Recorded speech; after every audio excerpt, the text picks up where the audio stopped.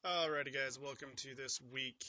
We are going to take what we've done with the API and we're going to expand on it. So what I'm going to do is, we had this, right? I'm going to open this up with brackets. Okay, when I run it,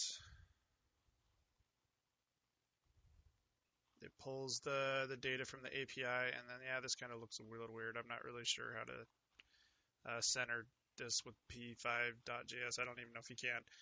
But what I'm going to do is take this and I'm going to make it interactive. In other words, I'm going to have a box that I can type in a city, and then it will update all this information for that city instead of just Round Rock, because right now I have it only working for Round Rock. I'll also set it up to where I can type in either a city or a zip code, and either one will work. So that's going to be the assignment here. So let's pull that up.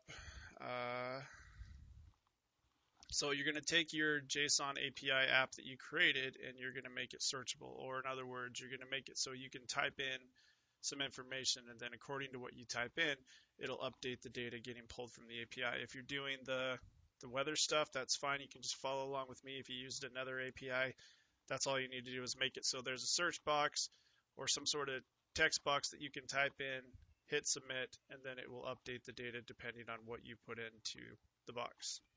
Okay, then the other part will be is you're just going to finalize the app. You're going to style it and make it look beautiful and make it look amazing. All right, so we have this. Also, oops, that's what I already made. Okay, we have that. Now we're going to be using a thing called select in P5. So we need to hop out to their website.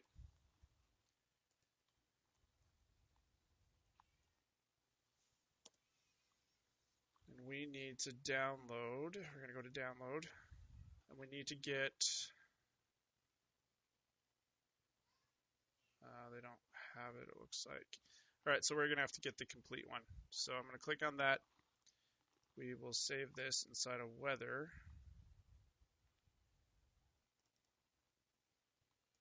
Okay.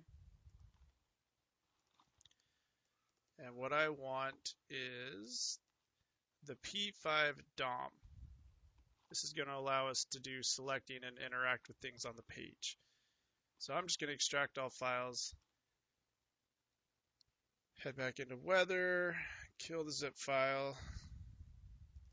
Okay, and I don't really care about all this other stuff, so I'm just going to grab the DOM, cut it, back up a couple files, throw it in here, then just erase that. Okay, so this is what this does. It allows us to do a select function, which allows us to select something on the page, pull values from it. It gives us kind of more of a JavaScript type effect, or gives us more of those functions that we're going to need. Okay, alrighty, so that's going to be kind of the first step. Okay, and then the next thing I want to do is I'm going to just take all of my, I'm starting to get a ton of JavaScript in here and P5 stuff, and so I'm going to just take this and put it all in its own file. So I'm going to do a file new, save this, I'm going to call it script.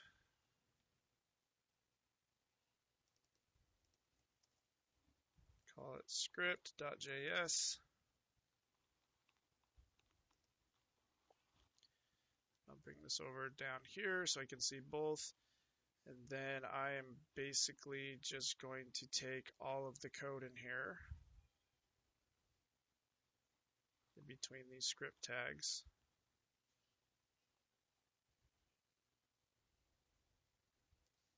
Cut it and put it inside of here.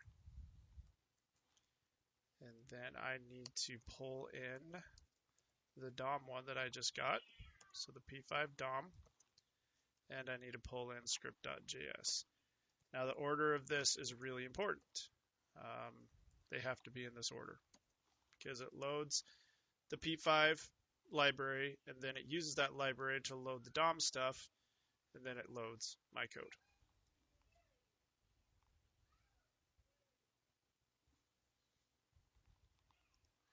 Okay, and not going to do the CSS yet. Okay, let's kind of move this over. So we'll just kind of refresh, right? Everything's still working. Happy days, right? So come back here. Now what I want to do is create like a text box up here where I can type in a zip code or a city name, hit submit, and then it's going to update all of this. And I'm also going to have a drop down menu here so I can choose whether I'm going to do a zip or a city. And so depending on whether I pick zip code or city, it's going to treat that data differently.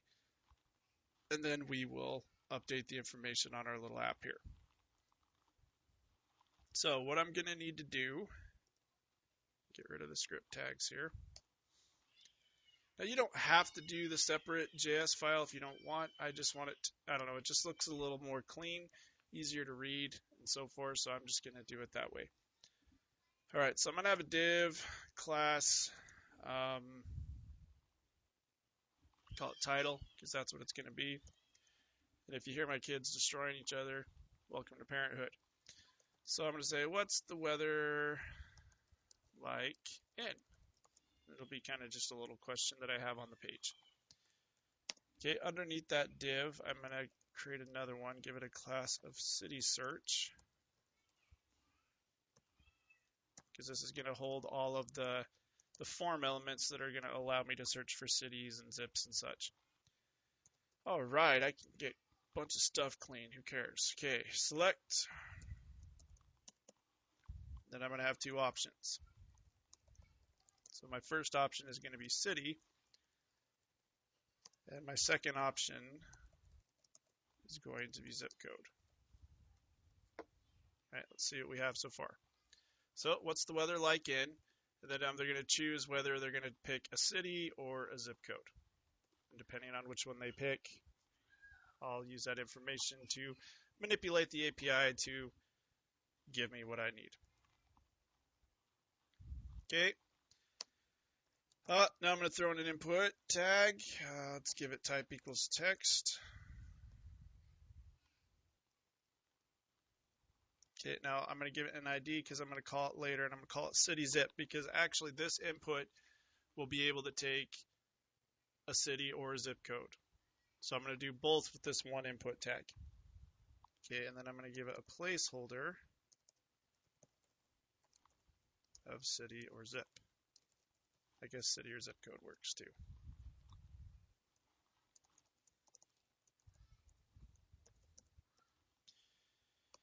All right, and then the last thing here is we're going to throw in a button. I'm going to say submit. We'll give it an ID of submit. And I lied, it wasn't the last thing. The other thing I'm going to have is a placeholder, because the way this is going to work is it's not going to load until I actually type in a city or a zip code. So I'm going to need to have something that kind of hangs out here and takes its place, and then when I hit submit, this information will cover the placeholder. Because that's just the way it's going to work, is this will not load until I type in what I want, and then I hit submit.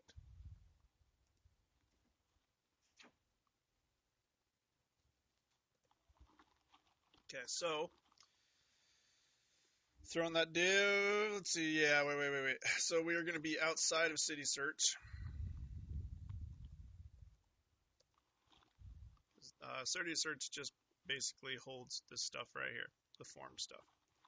Okay, so I'm going to create another div, and I will call it, give it a class of placeholder. And inside of there, I'm going to have a span that says wait for it. All right. Okay, there it is. So that's all the HTML stuff that we're going to do. Later on, we'll hop back into the CSS and how I style everything, but I'm going to do that last just because I know some of you guys already know CSS pretty well and you're going to be able to do what you want to do. But if you feel like you don't, then you'll be able to watch how I styled it out. Okay, but that's all we're going to have for the HTML. All right, now this is where stuff gets a little crazy. Now I say that because there's a thing called scope with JavaScript, Here, I will put this, so if you want to pause the video, you can, to kind of take a look. So pause the video if you want to copy down the HTML, because I'm actually about to squish it down big time. Okay, you've been warned. All right. So, I copied it over, kind of did some weird crap. All right, let's move this stuff over. Okay. Now, with scope, what I mean is when you have variables inside of functions, sometimes you can only access that variable inside of that function and that function alone. And I've found that P5, holy crap, it treats scope very weirdly. You may have seen it a little bit a couple weeks ago when we did the other assignment. But you have to declare, like where I declare T here, and I declare like WS and WLock and stuff. You got to declare your variables in very specific places if you want to be able to use them outside of these setup functions and the draw function and all that kind of stuff. And it gets pretty annoying, not going to lie. And I'm just going to, I don't know, sorry, this is just kind of bugging me how everything is not really tabbed over the way it should be.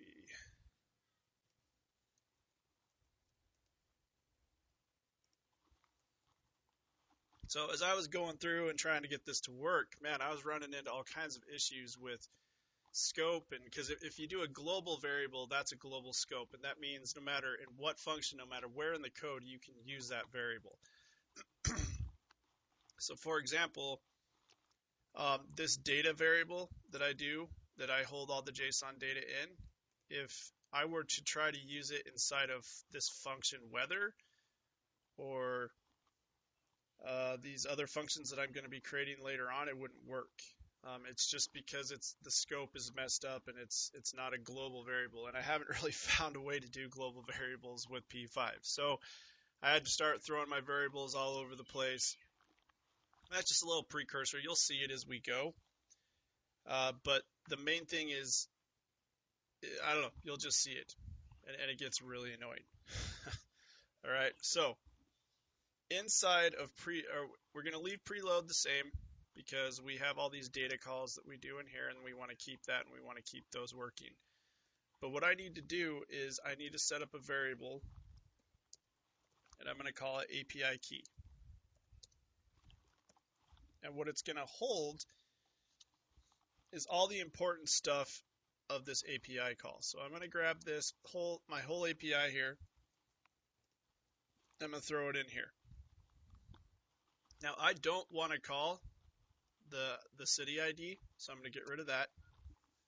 But every time I make this call, I'm always going to have my ID, okay, the API key. I'm always going to have that in there, and I'm always going to say units are going to be imperial. And then from here, all I'm going to do is just stick on stuff like the city name or the zip code. So this is going to be kind of like my API template. And this stuff like API ID, units, all these other things, it doesn't matter what order they're in. So I know that every time I'm going to call the API, every time I want information, I'm always going to have my API key in there. I'm always going to say units imperials. And then all I need to do is start, if I wanted to throw in a zip, I could say zip equals whatever. Okay, so what I'm going to do is use this string to start adding on stuff to the API key, and I'm going to grab that information from what the user puts in. So if they put in the zip code, I'm just going to add that equals whatever they typed in. So if they typed in the zip code of Round Rock, it would put that into the API, and then I would be able to get the information for Round Rock. Okay, if you're like, what the crap, you will see it as we go. All right, so now I'm going to declare a couple other variables, just get them set in the memory. It's going to be API value Z for the zip code and API value C for the city.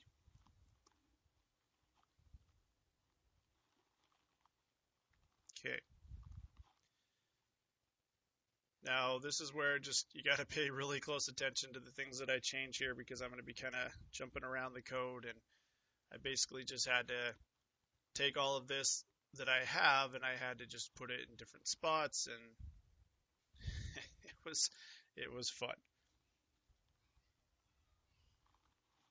Okay, so inside of setup, I'm going to hit enter a couple times because I want some space. I am going to set up a variable of button. Okay, and this is going to be the button on the page, the submit button. So I'm going to say var button is going to be equal to select. Now select is this P5 DOM thing that I was talking about. This select method or this select command is what P5 DOM gives us. It's kind of like document.getElement by ID or the jQuery selectors. It does the same thing. So I'm going to select the item on the page that has the ID of submit. Okay, and if we look down here at the button, it has the ID of submit. So now this button is stored inside of this variable called button. Okay. What I'm going to do is say when the mouse is pressed on that button, I'm going to run a function called update weather. Okay.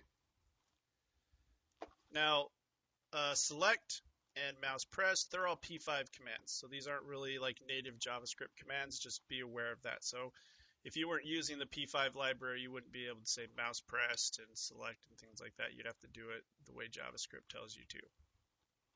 Okay. So the button stored inside a button. Okay, and then I say, all right, when I mouse press on this button, in other words, when I click it, I'm going to run a function called update weather.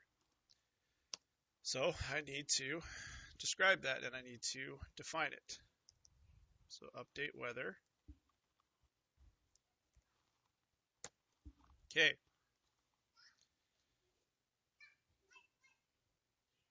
Now this function is going to have a bunch of stuff in it. This is basically what's going to manipulate the API key here. This API key variable, we're going to be able to manipulate it inside of this function here.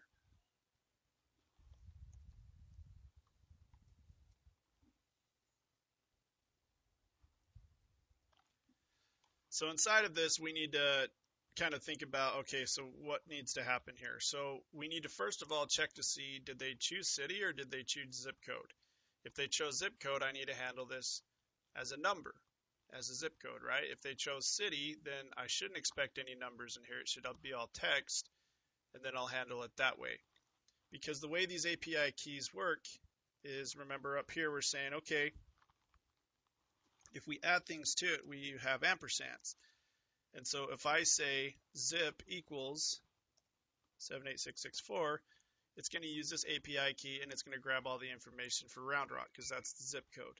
Now if I'm going to do a city, it's the ampersand Q for query equals, I could say London, I could say Paris, whatever.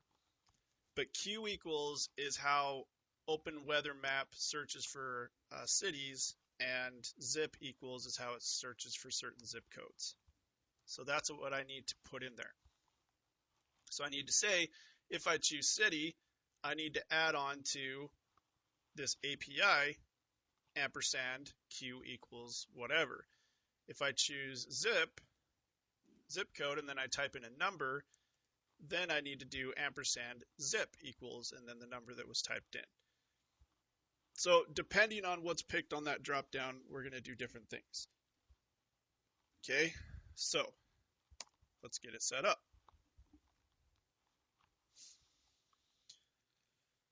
Alrighty, so I have API choose, is why I have the CH here. This is just a variable I'm making up here.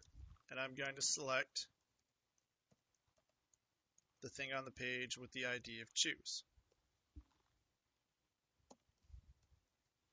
If you're like, what the heck is that?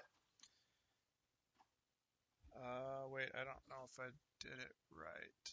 I did not, so I need to throw that in here. So ID.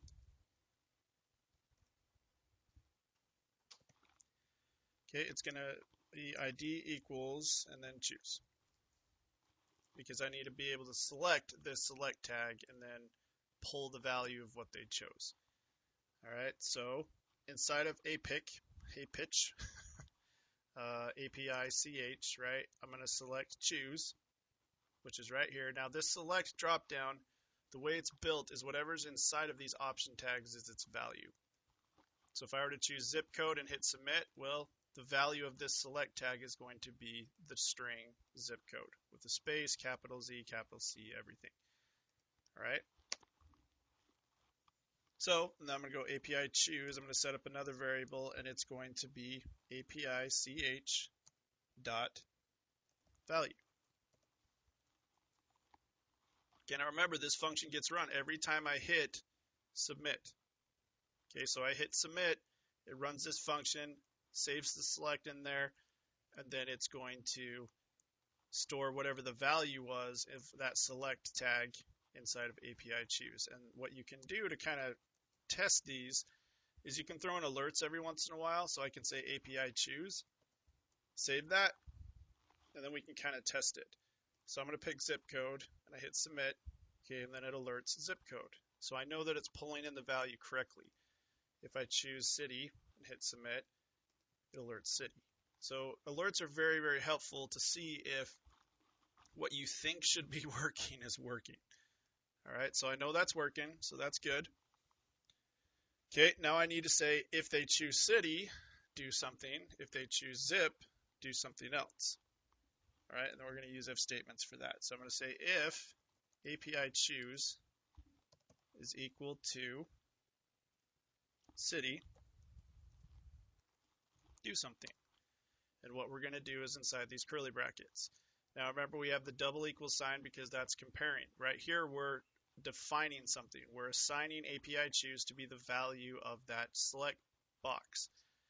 Right? But here we're saying, hey, are you the same as city? Two of those is comparing. So that's the big difference there, right? We're assigning, we're comparing. All right, so if API choose is equal to city, in other words, they chose city, we got to do certain things. So I'm going to set up another variable called API value C, okay, and that's what we set up here.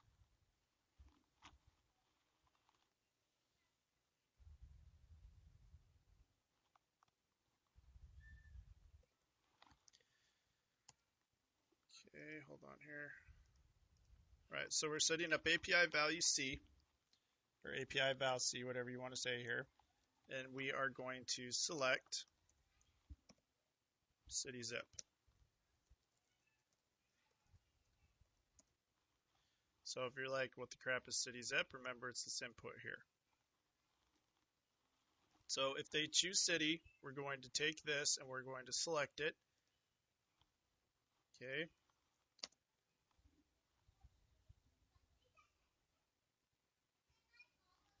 Okay. Now that we've selected it, we can pull the value. Now, this, I kind of went the extra mile here. I kind of was like, well, if they choose city and they type in numbers, I want something to yell at them and say, hey, this isn't a valid city. Or if they choose zip code and they type in text, I want it to yell at them and say, hey, this isn't a valid zip code. So there's this cool function called isNaN, so is not a number. It's a function that's already built into JavaScript. We can actually take a look at it. And this was, good enough for what I wanted. So if I were to pass, 1, 2, 3 inside of this function, it's going to return false because it's asking, is this not a number? Well, and I don't like how they word it because it's kind of hurts my brain a little bit. But is this not a number? Well, it isn't not a number, right? We're starting to use a bunch of double negatives here, and so it turns out false.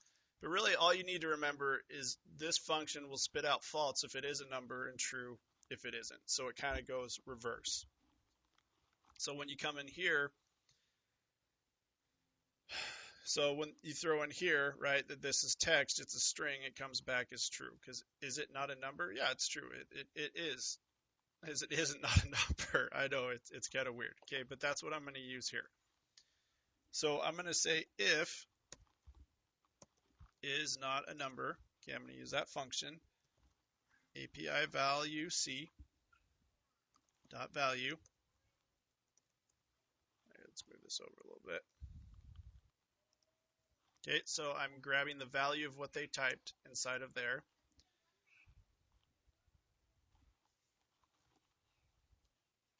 Okay, and then if this comes back as true, then that means they typed in actual text, right? So it fed him an actual string, so it comes back as true if it's text, and it comes back false if it's numbers. So this is now I need to define what it does if it's true. So I'm going to say API value C is going to be equal to, this is just another variable that I'm using. Now, how do I add on to this, right? If I want to do a city, it's the ampersand Q equals the name of the city. So I need to add on to that API URL. So I'm going to have ampersand, and then plus API val C dot value. Okay, so if they typed in and they put text in there, it's going to say, all right, it's going to set up a new variable called API value C, and it's going to add an ampersand to it. Oh wait, and I need Q equals there too. So ampersand Q equals, and then whatever they typed in to the text box. So London, Paris, New York, Rochester, Tallahassee, whatever. Okay, and that's stored inside of this API value C variable. Okay, and because I'm not going to feed a zip code to it, I'm going to say API value Z, which is going to be the zip code, is just going to be equal to nothing, just equal to an empty string. Okay, because you can have in these, and I've tested it out, I could have zip equals nothing, and it just ignores it, and it doesn't try to run it. So that's what I'd be feeding to it, is zip equals nothing, and it just ignores that part of the API call. Okay, but now I need to say, all right, well, what if they typed in numbers, right? They typed in text, so it comes back as true, so it runs this. But what if they typed in numbers and it comes back as false? What am I going to do? Well, I'm just going to throw an alert in there and just say, I'll be nice. Please enter a valid city name. Okay, and that's it. Oh, and just to help them out, this is just kind of convenience, I can use document.getElement by ID, and the ID I'm going to grab is the text box, right? City zip. So city zip. And I'm going to set the value equal to nothing. That's just going to clear out the input box so they don't have to erase it. So let's see if this works. All right, so I click city. I'm going to type in just some numbers, hit submit. It says, please enter a valid city name. And now when I hit OK, it should clear this out. Okay, and it does. So the value of that text box I set equal to just an empty string. And so that kind of reset it there for them. Again, that's not, you don't have to have that, but it's just those little things that we've grown to expect in these types of forms. Okay, so if we actually type in a valid name, let's pretend that's a valid name and I hit submit. Okay, well, nothing happens because I haven't told it to actually reload. But if I look at the console, there's no errors, so it looks like everything's working pretty good. Now, if I wanted to check it, right, I could come over here and say alert API value C. Okay, just to make sure that what we type in there works. So I would type in like Paris, hit submit, and there we go. And that's exactly what we want. Ampersand Q equals Paris. And if you're still wondering what the crap is going on there, why is it Q equals, right? If we come over to the weather API stuff, if we go into the current weather API doc, and this is how you do a search by city name. And this is what we're doing here, right? Q equals London. Q equals whatever they type in for the city. So that's why it's Q equals. We're just following the instructions of the API. Okay, so we know that's getting pulled in correctly now. We alerted it, what we typed in, ampersand Q equals whatever we typed in, that is working correctly the way we want it to, which is good. And it is doing some sort of validation where if we choose city, it is expecting a city. If we type in a number, it's going to yell at us and clear it out. Cool. All right, now, and again, if you haven't been, you want to be really careful with your tabbing. Like if I open the opening bracket for this if, the closing should be right underneath it. Okay, the opening bracket for this if statement needs to be right underneath it. The opening bracket for this else statement should be right underneath it, and so forth. It just helps us make sure that everything is nested the way it should be. So we have if statements within inside of if statements. If it's city, we got to check for some other stuff and do things. But now we need to say, okay, well, what if it's a zip code, right? So we got to do another else if for this if statement. So if it's city, check some stuff and do these things. But now we need to go, okay, well, what if it's a zip code, right? So we need an else if. Else if API choose is equal to zip code. Now what do? We do some other stuff.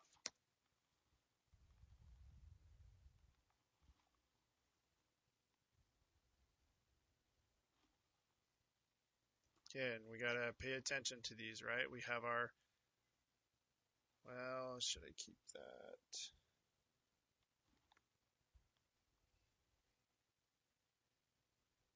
You know what? We probably should have this. Oh, wait.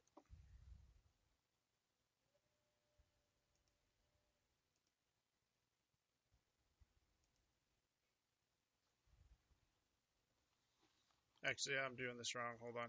So I'm going to cut this out. Get rid of these.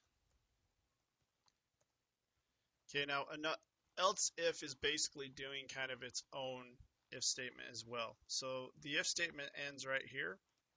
So I'm going to bring that up, and I'm just right next to the closing bracket for this if statement right here. I'm going to say else if. This is where I needed it to be.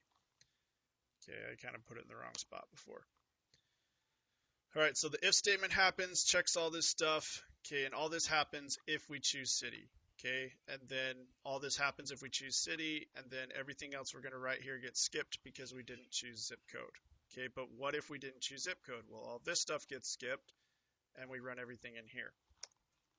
All right, so this is the ending bracket of the if statement here, and then we set up a new if statement, else if, okay, and then we have its brackets here. So we're going to do just similar stuff, really. So if they choose zip code, I'm going to set up another variable called APL val for Z for zip code, and we need to select, right? We have to select again that box that they did, so city zip, and we need to check to see if it's not a number, just like we did before. So if is not a number, API val Z dot value, right? Now remember, it returns false if it's a number, and it returns true if it's not. Okay, so now if it comes back as true, that means they put in a number. So that's bad. That means they didn't put in a right zip code. So we got to say alert, enter a valid zip code. Remember, we got to be nice. Please enter a valid zip code.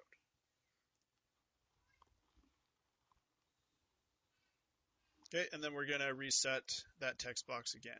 So document.getElement by ID, city zip, dot value equals empty screen. Now I get it, you may be like, well, okay, this is weird. Sometimes when you're selecting things, you use a pound, sometimes you don't.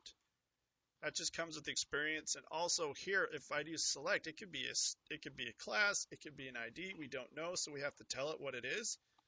But here it's built into the function. The function is get element by ID. So you know it's looking for an ID, so you don't have to put the pound in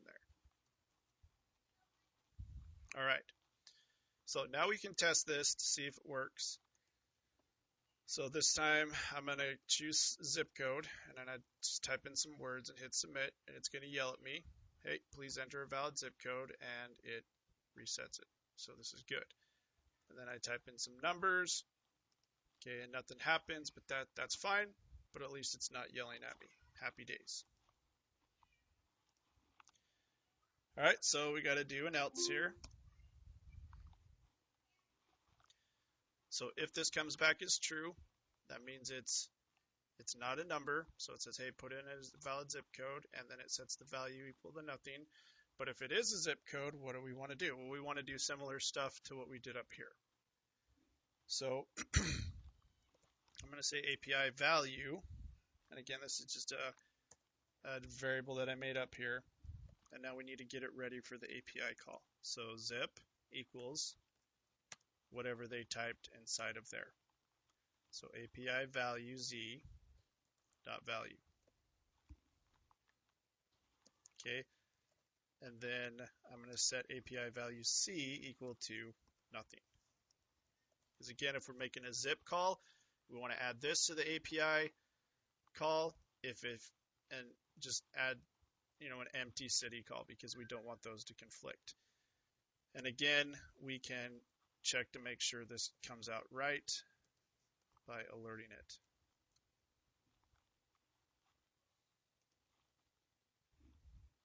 So I'm going to do a zip code. I'm going to type in 78664, hit submit. Perfect. Ampersand zip equals the zip code that I typed in. Perfect. So we know they're both working the way I want, so I can get rid of these. If you're making a mistake and your things aren't working the way mine is, remember to always look at just hit F12 or right click and do inspect, and then head over to the console, and it should give you any errors if there are any. And remember, this is ran every time we click on submit. So every time we hit submit, we have these values getting populated with the information that we put in there that we can then string onto this API call.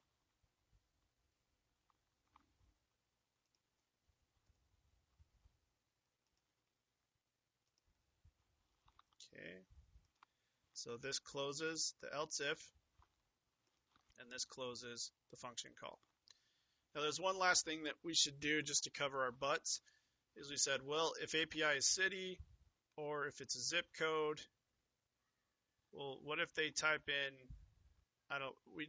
we need just kind of like a catch-all, right? So at the end of this else if, I have to say else, which basically means, okay, if it doesn't equal, I don't know, if it's just a catch-all, so I don't know how this would happen, to be honest, it probably wouldn't. But if for some reason it didn't register city or zip code, this is what it would do if all heck broke loose and it just didn't register for some reason. I can say please enter, or please choose city or zip code. This is just the catch-all. So if for some reason it doesn't if it's not set to equal to city or zip code, it'll just say, hey, please choose city or zip code. But to be honest, I can't think of a time where that would ever work. But I don't know. Okay. All right. So now we've done all the if stuff. We've seen if they've chosen city or zip code. We've made all these variables that hold the Q or the zip equals. Now we need to set up some variables that we can put onto the API call. So I'm going to set up another variable called API full. In other words, like the complete API. So it's going to be API key plus, so remember API key is right up here. It's like our template. We're always going to have these things inside the API. We're going to add on to that API values, right up here. This is zip equals whatever they typed in. And we're going to add on to that API value C, which is right up here, the Q equals. Remember, if they choose city, this will get populated, but zip won't, so we'll have an empty Z equals, and it won't ruin the call. It just will ignore the Z. So it's totally okay.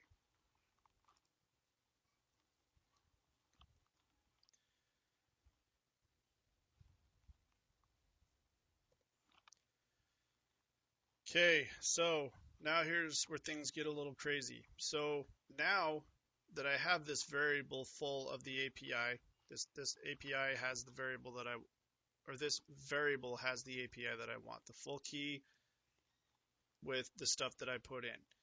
Now here's where it gets a little weird. Well, now I have to somehow change this up here, right? But that's kind of a problem. We can't really. And this goes back to the scope that we were talking about at the beginning of the video.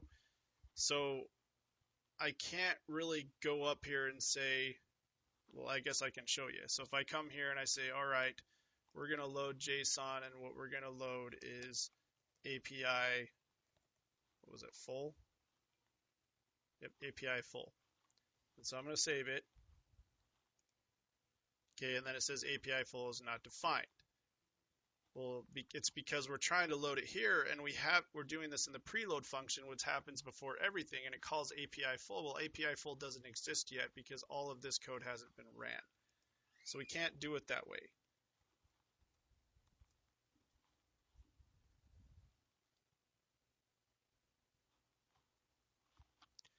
So what we need to do now is take this variable and make a new JSON call with it. Okay, and that's what we're going to do. So I'm going to say load JSON. Again, this is a P5 command here, using the API of API full. And when we load this JSON, we're going to run a function called draw API.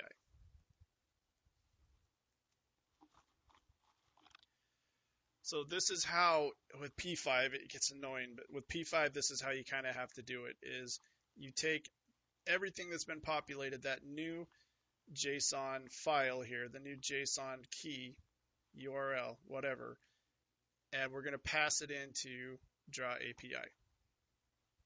And the way we do that is now we can take all the stuff that we've drawn, all the stuff that we've created, and we're just going to put it inside of this draw API function.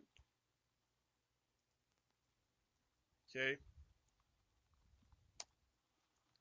So, function draw API, put in the bracket, get rid of the closing one, come down here to the bottom, and close it out.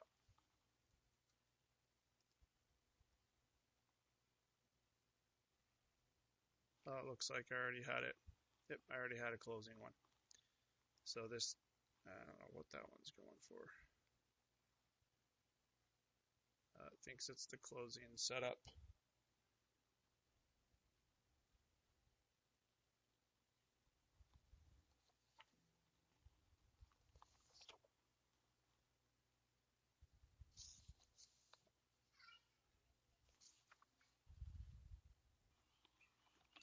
All right, just kidding. Yeah, I think that is correct. So this is the closing draw API function bracket, and this one is the closing function, because all of this is set up, is all being ran inside of setup. All right, so we got update weather.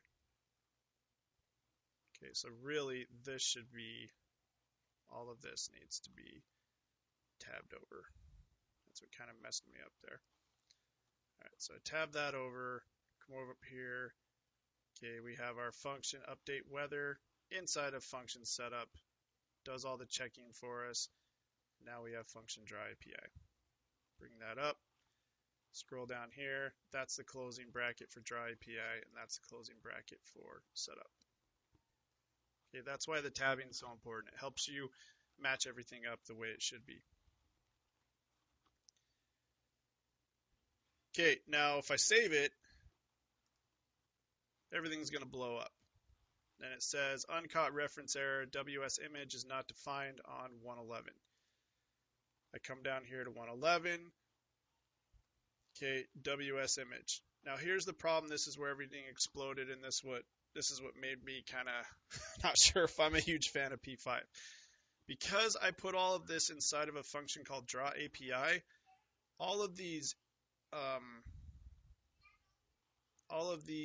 variables, WS image, WS, WLock, all of those are no longer accessible outside of draw API.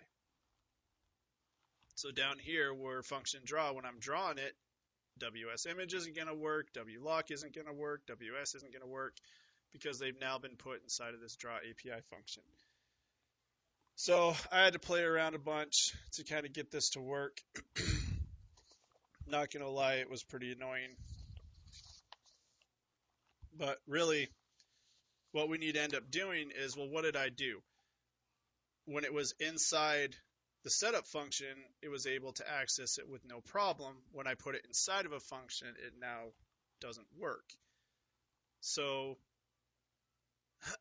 what I can do is I can come down here and I can grab these variables. Well, I guess let's just go one at a time. So WS image is not defined.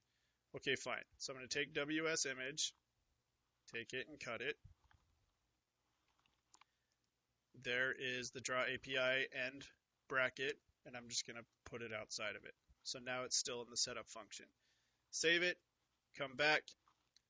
Okay, WLock is not defined. Well, what the heck?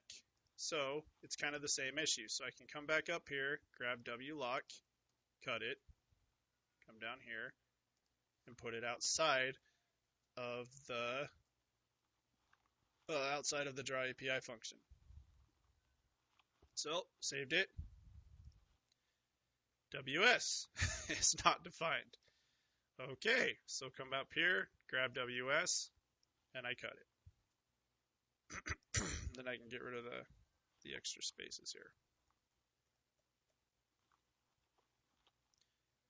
So there's WS. Okay, cool. Not getting any errors anymore, but nothing's being loaded. Okay, so I can come here, type in a zip code.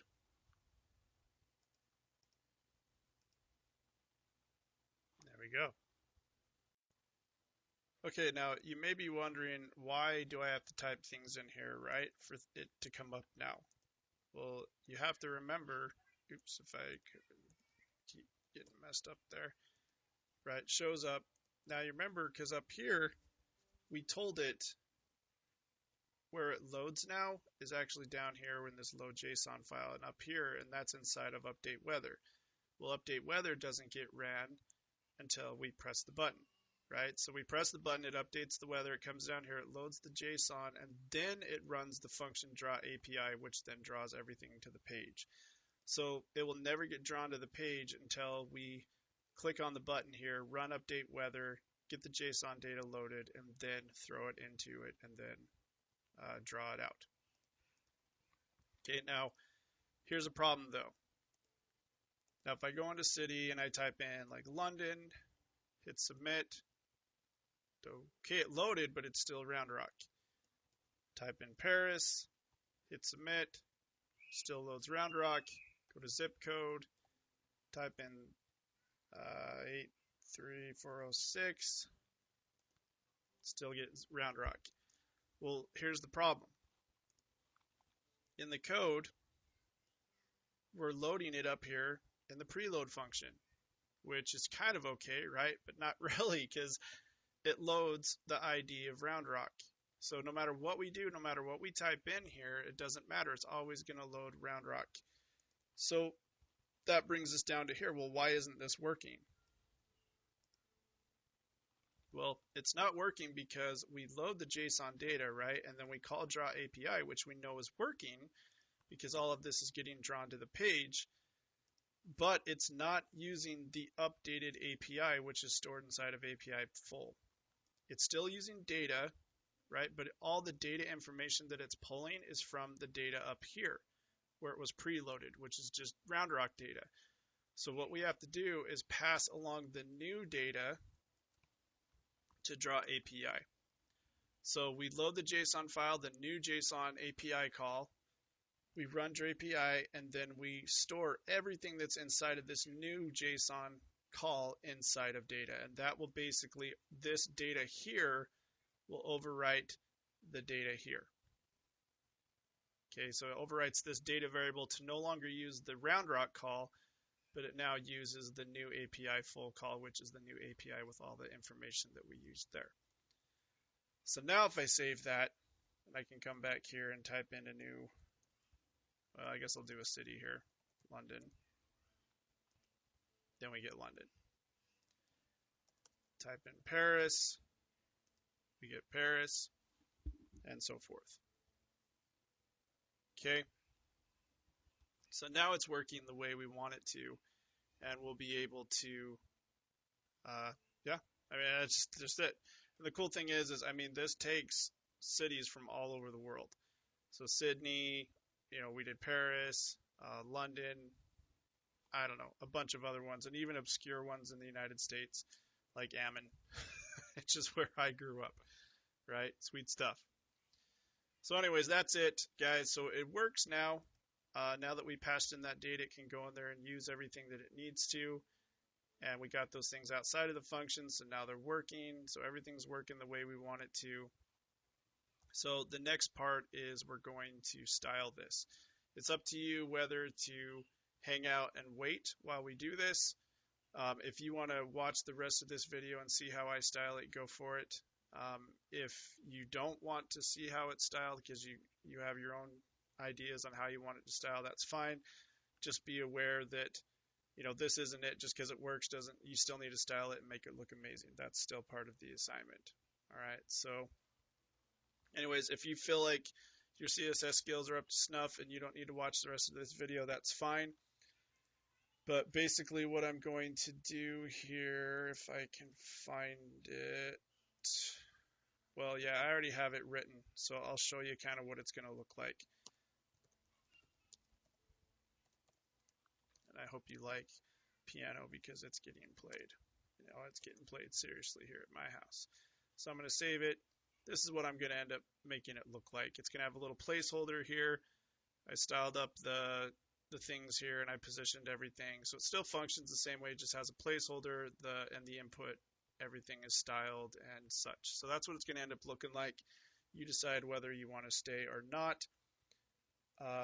So yeah, let's get going to that. Anyways, so I created a new CSS file and then I linked it here in my HTML. Right, so now all I'm going to do really is just start styling this out, and you can follow along and kind of do it on your own too. So what I wanted is a color scheme first. So I googled the color scheme generator, and I went to Peloton's a good one. This one's pretty good too. I think this is an Adobe one. Yeah, you can just hit generate and it just generates random ones for you. And this is actually what I did. You hit spacebar a bunch of times until you get to one you like. There may be a way to have more control. I don't know. But I got the one that I wanted. Okay, and then also I went out to Google Fonts. I'm going to do that first.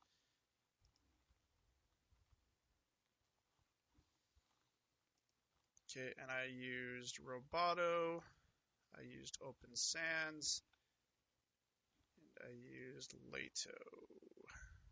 So I added all three of those, came over here, add import, grabbed the add import, did not grab the style tags, but just the add import, and I threw it in here.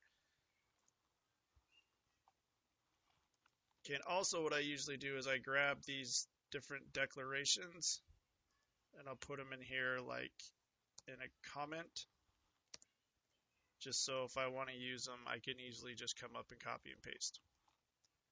All right, so those are the three fonts that I have. So I styled out the body and I just gave it a background color. And this is all based off the color scheme generator that I used here of ED6A5A.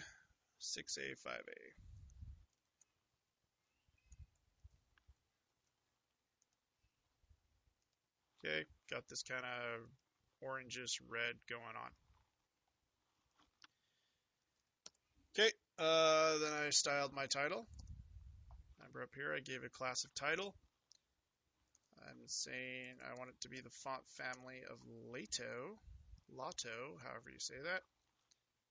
So throw that in there. The font weight is going to be bold, just so I can bold it. Font size 40. I kind of already played with all this, so I kind of got it exactly where I wanted it to be. Position absolute, top 40. Left is going to be 50%. Width is going to be 600 pixels, and because I want it to be directly in the middle, I'm going to offset it half of the width, so negative 300. And I want the text inside this div to be centered, so text aligned center. And the color that I'm going to use is E6 EBE0. All right, so you can see the width, 600. Okay, when I say margin left 50, it took the left-hand side and put it directly in the middle. So when I offset it half, it put the whole thing in the middle. All right, cool. All right, then I took the city search div right here. I did some similar things. So position absolute, left 50%. The width is going to be 430. So I'm going to center that, offset it, negative 215. I'm going to have the text be aligned center as well. The height is going to be 75 pixels.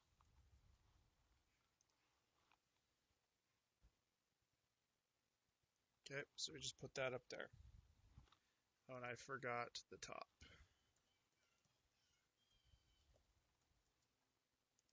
Okay, so it's right underneath the title here.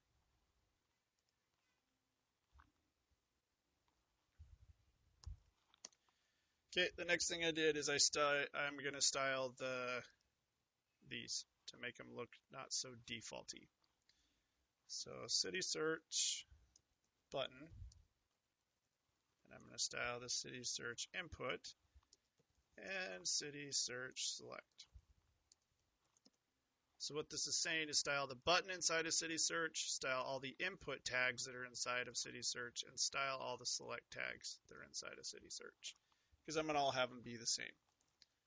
So background color is going to be, again, I grabbed this from the color scheme generator, 5D, 57, 6B.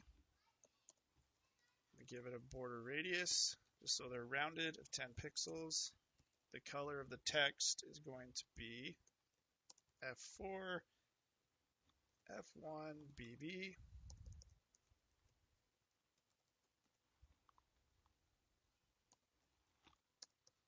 Let's take a look at what that looks like so far.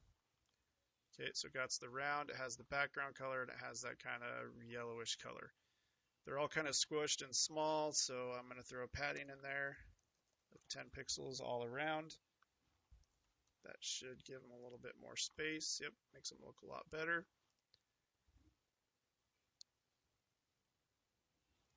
Okay, I want the font weight to be bold on this as well. I want to get rid of the border. Okay, the border before was kind of giving it this weird 3D type effect, like it's kind of standing out. I don't really like that, so I just got rid of the border.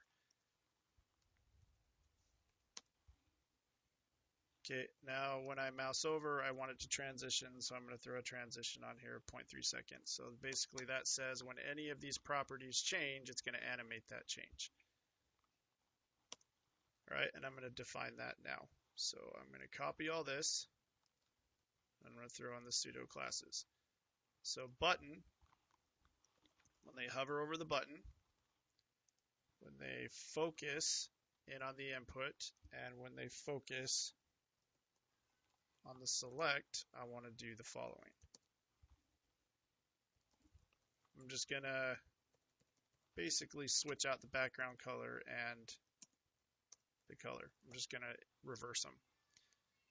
So the background color is now going to be the color, and the color is now going to be the background color. Kind of gives it a cool little effect. So when I mouse over the button, and you can see that it kind of fades in and out, that's because of the transition. Now when I focus on these, in others, when I click on them,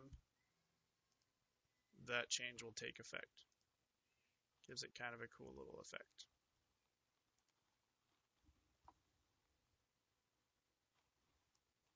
All right, now if you want to mess with the P5 data, the stuff that's being drawn, you're going to do that inside the canvas tag because that's what it puts it in. Okay, so this is going to be like, because right now when I type in stuff, if I do idle falls, okay, it loads here. I don't want it to, I want it to load down here. And it loads inside of a canvas tag, so that's what I'm going to do, is I'm going to position the canvas tag. So same thing, position absolute, left 50%. I'm going to say the width is 600 because that's what the width is, right? If I come into my script tag and I look at where it's drawn, where is that draw? There it is, create canvas 600 by 400. So that's how big I'm going to make this div. So the width is going to be 600. The height is going to be 400 because that's how big it is.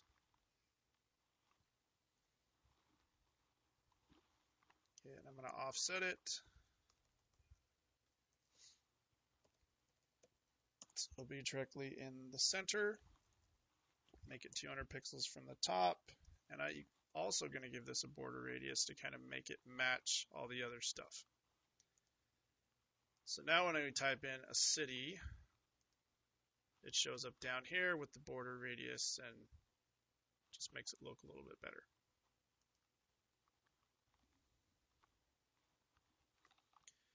Okay, now this kind of looks weird when I refresh, like nothing's there. Now you could keep it like this, but I don't really like it. I want to have a placeholder here. So I'm going to style out the placeholder.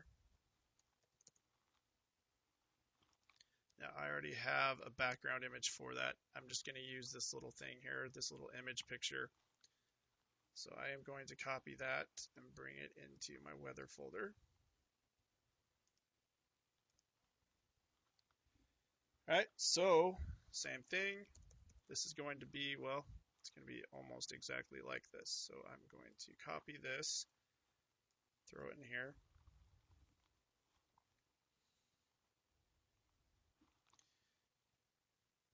Okay, now the Z index, actually, I think it's going to have all of those.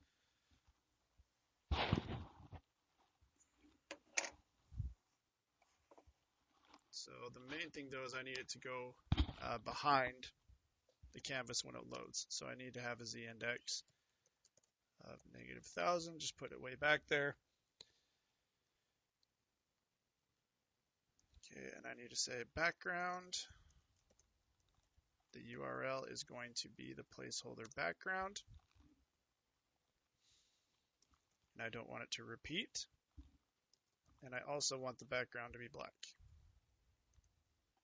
Okay, so it makes all of that black, and then it puts in the black picture with that image in there.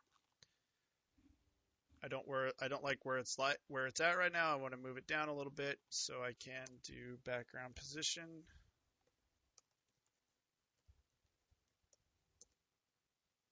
Just say 40 from the top, 40 from the left. That's just going to bring it down a little bit.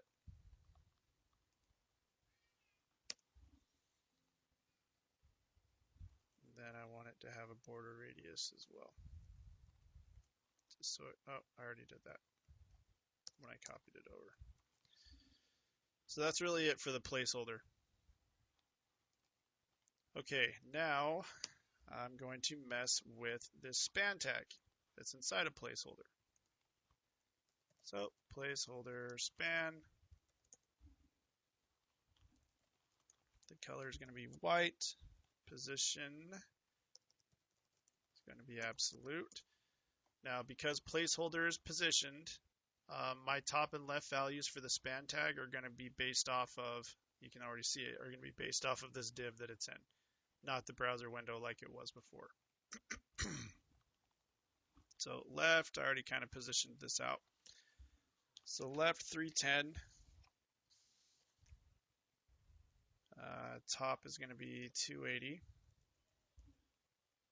I want the font size to be 40. And the font that I'm going to use is Lato. I don't even think I used Roboto or any of the other ones. Oh well, that's how it rolls sometimes. There you go. Wait for it. So the reason why I did this is because I want people to know that, hey, something is going to appear here, just so they get an idea. So now I can go zip code. This is another place I used to live, 13148. Hit submit. Boom, Seneca Falls. And then it shows me what's going on there. And it just covered that placeholder. Okay. All right, so that's it. That's how I styled it. Okay, and then all you got to do is take this, throw it on your server like usual, and you'll be on your way. All right, so again, make it so you can type something into your input box, and it will then change the API depending on what you typed in. You're making this API app that you created dynamic, a little more flexible, so it's a lot more useful.